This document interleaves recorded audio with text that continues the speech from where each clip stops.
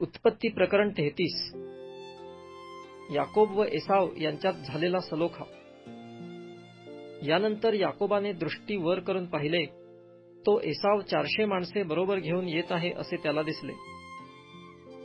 तेव्हा त्याने लेआ व राहेल आणि त्या 2 दासी यांच्याकडे आपापली मुले दिली.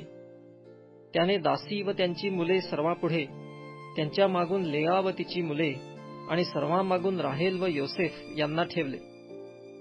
तो स्वतः त्या सर्वांच्या पुढे चालत गेला आणि भावाजवळ जाऊन पोहोचेपर्यंत त्याने 7 वेळा भूमीपर्यंत लवून नमन केले.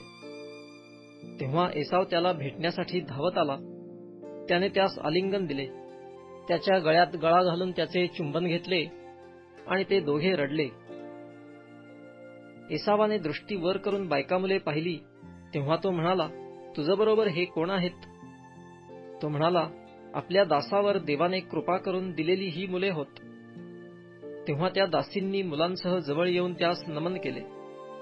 मग लेआ व तिची मुले यांनीही जवळ येऊन त्यास नमन केले आणि त्यांच्या मागून योसेफ व राहेल यांनी जवळ येऊन त्यास नमन केले. मग त्याने म्हटले, मला तुझा हा सर्व तांडा भेटला तो कशाला? तो म्हणाला, माझ्या स्वामीची कृपादृष्टी व्हावी म्हणून. एसाव म्हणाला, माझ्यापाशी विपुल आहे, माझ्या बंधो तुझे तुलाच राहू दे.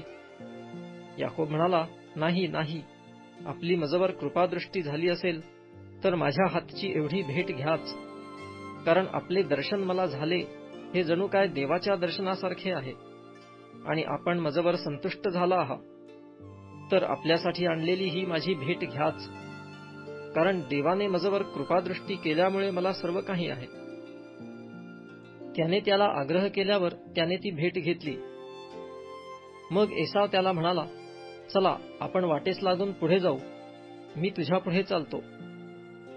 याकोब त्यास म्हणाला, माझ्या स्वामीला ठाऊक आहे की ही मुले सुकुमार आहेत आणि दूध पाजणाऱ्या शेळ्या, मेंढ्या व गायी यांचे मला पाहिले पाहिजे.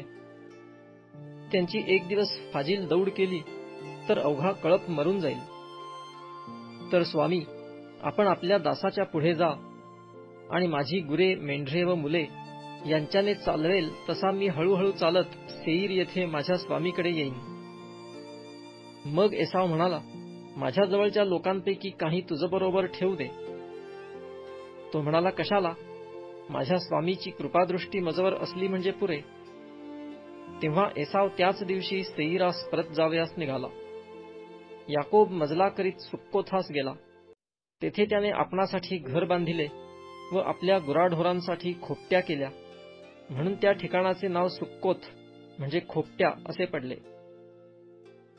याकोब पदन अरामापासून प्रवास करीत कनान देशातील शखेम नावाच्या नगरास सुखरूप पोचला आणि नगरापुढे तळ देऊन राहिला.